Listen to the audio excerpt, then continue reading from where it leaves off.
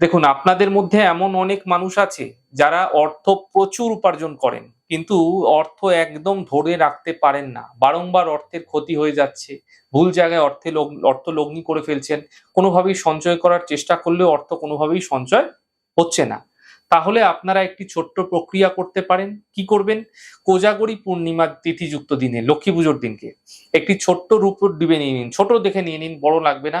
একটি ছোট্ট রূপোর ডিবে নিয়ে তার মধ্যে একটি ছোট্ট চৌকো রূপোর পাত ভরে দিন এবং এর মধ্যে, ডিবেটির মধ্যে, গোলাপ জল, গোমূত্র এবং গঙ্গা জল সমপরিমাণ ভরে দিন।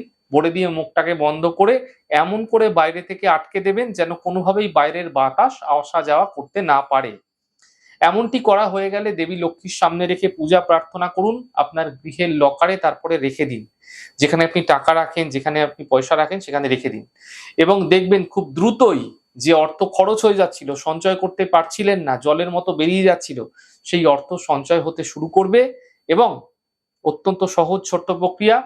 আর লক্ষ্মী পুজোর দিন এই ছোট্ট প্রক্রিয়া আপনারা করে দেখুন। আপনার যে অর্থ আপনি রাখতে পারছিলেন না, ধীরে ধীরে সঞ্চয় হতে আপনি দেখবেন শুরু হয়ে গেছে।